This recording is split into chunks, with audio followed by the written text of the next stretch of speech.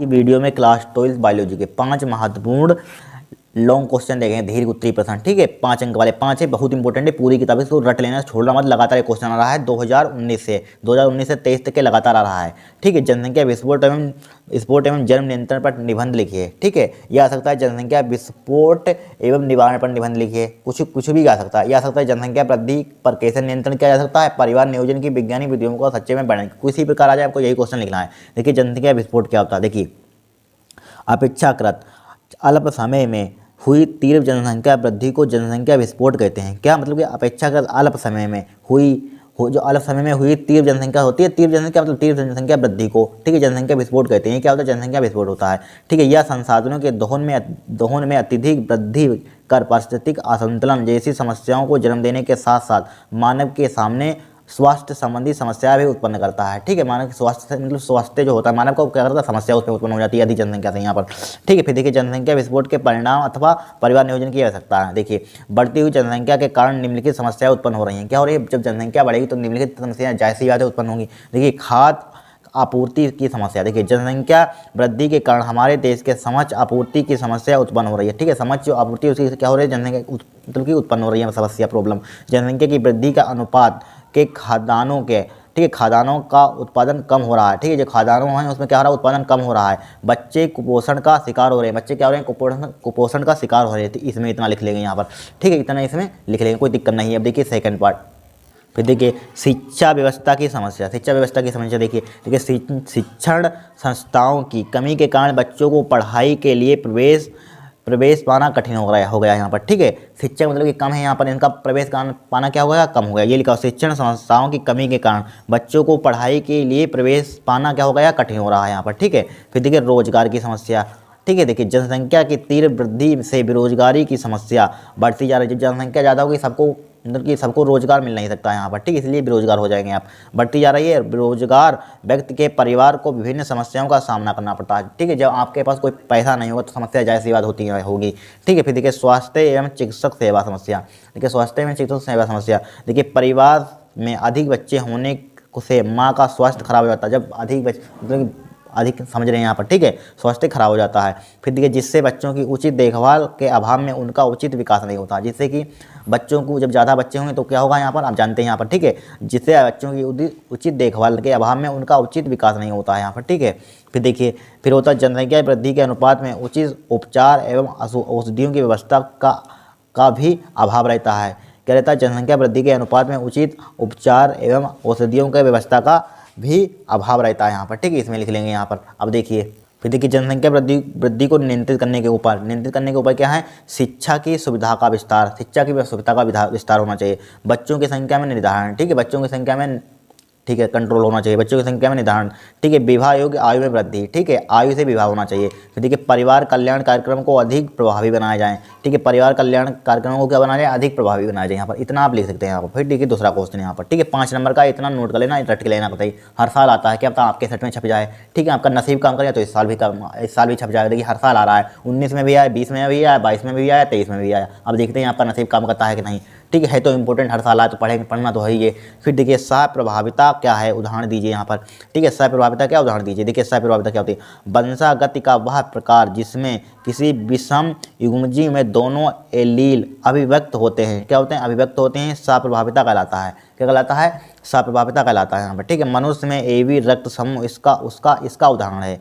ठीक है, मनुष्य में एबी रक्त समूह इसका क्या है, उदाहरण यहाँ पर। ठीक है, एलील आईए, एलील के आईए से एंटीजन ए तथा आईबी से एंटीजन बी बनता है। क्या बनता है, बी बनता है। आई एलील कोई एंटीजन नहीं बनाता। ठीक है, आई को कोई एंटीजन नहीं बनाता। एलील आईए व आईबी दोनों सहप्रभावी हैं। क्या है, दोनों सहप्रभावी हैं, जिसकी किसी मनुष्य, फिर देखिए सहप्रभावी किसी मनुष्य, इतना नोट कीजिए यहाँ पर, आगे देखते हैं यहाँ पर, इतना नोट कर लीजिए आप। ठीक, किसी मनुष्य 3 में से 2 एलील हो सकते हैं। ठीक, किसी मनुष्य 3 में से 2 क्या हो सकते हैं, एलील हो सकते हैं। जब एलील आईए आईबी प्रकार के होते हैं तब रक्त समूह एबी होता है। तो क्या होता है, रक्त समूह एबी होता है, जो सहप्रभाविता का उदाहरण है यहाँ पर। जो क्या है, सहप्रभाविता का उदाहरण है यहाँ पर। नोट कर लीजिए, बहुत इंपॉर्टेंट क्वेश्चन है, ध्यान रखना यहाँ पर। ए भी आया हुआ 2-3 बार क्वेश्चन यहाँ पर। ठीक है, जो बार बार आने वाले क्वेश्चन मैंने वही लिए हैं यहाँ पर। फिर देखिए तीसरा क्वेश्चन वेरी इंपॉर्टेंट है। देखिए, हर साल आता है, कभी मिस ही नहीं होता ये। ठीक है, मेंडल द्वारा प्रतिवादित प्रभाविता व ठीक है। प्रभाविता व पृथक्करण के नियम की विवेचना कीजिए, बहुत इंपॉर्टेंट है, कुछ है नहीं है। देखिए प्रभाविता का नियम, देखिए जब एक ही पौधों के दो, ठीक है, विपरासी, ठीक है, विपरासी क्या है यहाँ पर, विपरीत मतलब विपरीत बोल सकते हैं, विपरासी लक्षणों के बीच संकरण कराया जाता है यहाँ पर, ठीक है। विपरासी मतलब विपरीत लक्षणों के बीच संकरण कराया जाता है यहाँ पर, ठीक है। विपरासी, रायसी लिख लेंगे यहाँ पर, विपरासी लक्षणों के बीच संकरण कराया जाता है, ठीक है, संकरण कराया जाता है। तो F1 पीढ़ी में सभी प्रभाविता के गुण प्रकट होते हैं, ठीक है। इनकी F1 पीढ़ी में क्या होते हैं, F1 पीढ़ी में सभी प्रभाविता के गुण प्रकट होते हैं। इसे ही हम मेंडल का प्रभाविता नियम कहते हैं, इसे ही हम क्या कहते हैं, मेंडल का प्रभाविता नियम कहते हैं। क्या होता है, जब एक ही पौधों के दो विपरासी लक्षणों के बीच संकरण कराया जाता है तो F1 पीढ़ी में सभी प्रभाविता के गुण प्रकट होते हैं। इसे ही हम क्या कहते हैं, मेंडल का प्रभाविता नियम कहते हैं। देखिए उदाहरण यहाँ पर लंबे ले लिए, लंबे पौधे ले लिए, यहाँ पर क्या है, बोने पौधे ले लिए। स्मॉल टी से कैपिटल टी ले लिया, स्मॉल टी, जब इसके बीच, इनकी कैपिटल टी और स्मॉल टी के बीच, इसके बीच हम क्या कराएंगे, यहाँ पर क्रॉस कराएंगे यहाँ पर, तो क्या होगा यहाँ पर क्रॉस कराने पर तो कैपिटल टी स्मॉल टी बनेगा यहाँ पर। देखिए कैपिटल टी स्मॉल टी, फिर देखिए कैपिटल टी और स्मॉल टी के भी इसके बीच कराएंगे यहाँ पर, तो यहाँ पर कैपिटल टी स्मॉल टी बनेगा, यहाँ पर बनेगा कि नहीं, यहाँ पर बनेगा। फिर देखिए यहाँ पर इसको ले लेंगे, यहाँ पर कैपिटल टी, यहाँ पर लंबा पौधा लिख देते हैं यहाँ पर, ठीक है। कैपिटल टी, फिर कैपिटल टी लेंगे यहाँ पर, ठीक है। फिर ये वाली टी से कराएंगे यहाँ पर, इससे हम क्रॉस कराएंगे यहाँ पर। इसको ले लिया, यहाँ पर इसको ले लिया था एक बार। देखिए पहले हमने क्या कर लिया, सबसे पहले देख लिया, इसको लिया कैपिटल टी को, इससे कराया हमने क्रॉस, इससे कराया यहाँ पर, तो कैपिटल टी स्मॉल टी बनेगा। फिर इसको लिया, फिर इसी को ले लिया हमने, ले लिया, फिर इसको ले लिया यहाँ पर, दूसरे वाले को ले लिया हमने, तो क्या हो जाएगा, कैपिटल टी स्मॉल टी हो जाएगा यहाँ पर, हो गया, यहाँ पर हो गया। फिर देखिए, फिर हम क्या करेंगे यहाँ पर, फिर देखिए इसको लेंगे यहाँ पर, इस वाले को लेंगे यहाँ पर, ले लिया, फिर इसी को पहले वाले को ले लेंगे, कैपिटल टी स्मॉल टी बन जाएगा यहाँ पर। फिर इसको ले लेंगे यहाँ पर, फिर ये वाले इसको ले लेंगे यहाँ पर, ठीक है। इस लाइन को मत लेंगे यहाँ पर है, ठीक है। यहाँ पर क्या बन जाएगा, कैपिटल टी स्मॉल टी बन जाएगा यहाँ पर, ठीक है। कैपिटल टी स्मॉल टी, यहाँ पर ये लाइन नहीं है, ध्यान रखना यहाँ पर, ठीक है, ये लाइन नहीं है, ठीक है। तो यहाँ पर क्या हो जाएगा, F1 पीढ़ी क्या हो जाएंगे, लंबे पौधे हो जाएंगे यहाँ पर, क्या हो जाएगा, लंबे पौधे यहाँ पर, ठीक है। लंबा ये क्या है, बोने पौधे यहाँ पर, ठीक है। इस टाइप से कर लीजिए, यहाँ पर कर लेना एग्जाम में, यहाँ पर बहुत इंपॉर्टेंट है यहाँ पर, ठीक है।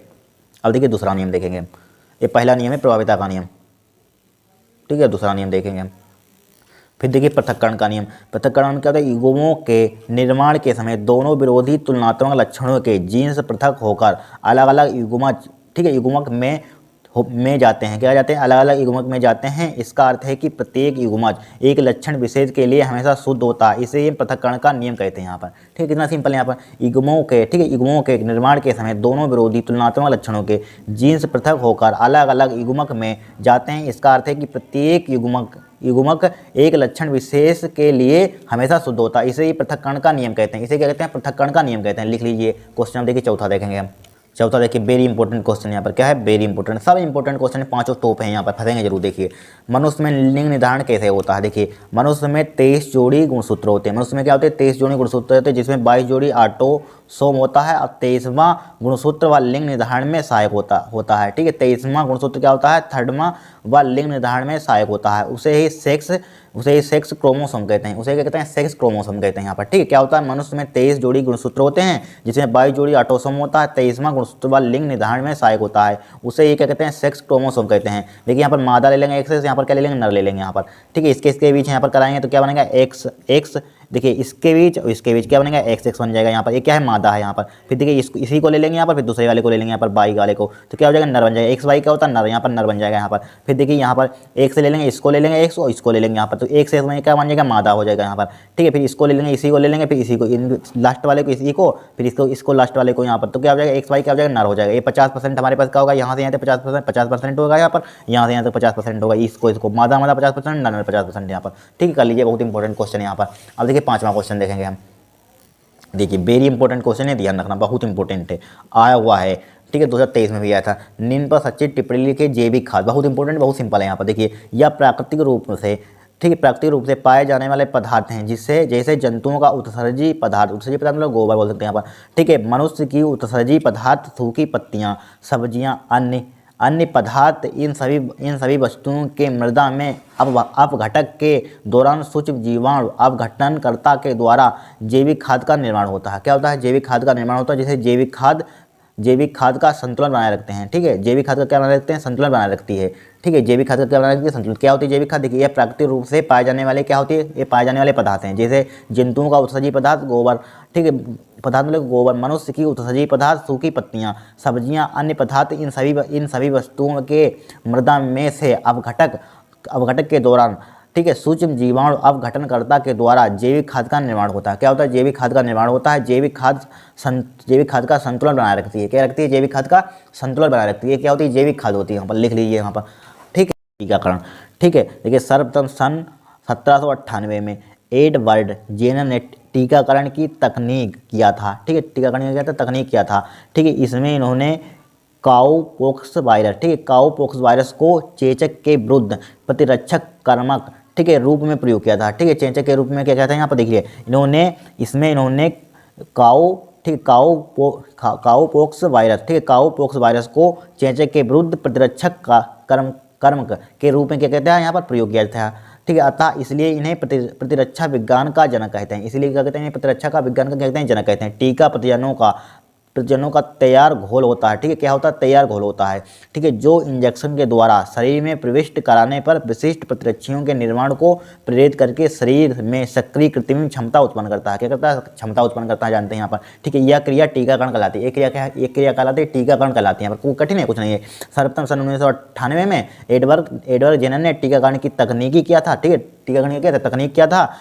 इसमें इन्होंने काउपोक्स वायरस को चेचक के विरुद्ध प्रतिरक्षक कर्म के रूप में क्या प्रयोग किया था? क्या कहते हैं? कर्म के रूप में प्रयोग किया था। अतः फिर क्या कहता है इन्होंने? अतः इसलिए इन्होंने प्रतिरक्षा विज्ञान का जनक कहते हैं। इसलिए कहते हैं प्रतिरक्षा जनक का विज्ञान कहते हैं। टीका, देखिए, टीका प्रजननों का तैयार घोल होता है। क्या होता है? टीका प्रजननों का तैयार घोल होता है, जो इंजेक्शन द्वारा, सब जानते हैं, शरीर में प्रविष्ट कराने पर, पढ़ लीजिए एक बार, सब आप लिख देंगे यहाँ पर। ठीक है, इधर उधर हो जाए तो बायोलॉजी में सब चल जाता है। ठीक है, शरीर में प्रविष्ट कराने पर विशेष प्रतिरक्षियों के निर्माण को प्रेरित करके शरीर में सक्रिय कृत्रिम क्षमता उत्पन्न करता है। ठीक है, यह क्रिया क्या कहलाती है? हमारे पास टीकाकरण कहलाती है। यहाँ पर लिख लीजिए, नोट के लिए 5 क्वेश्चन रट लेना, छोड़ना मत। यहाँ पर सब आए हुए हैं बार पेपर में, आप मेज के लेना, पिछले साल को पेपर उठा लेना, आपको दिख जाएंगे यहाँ पर।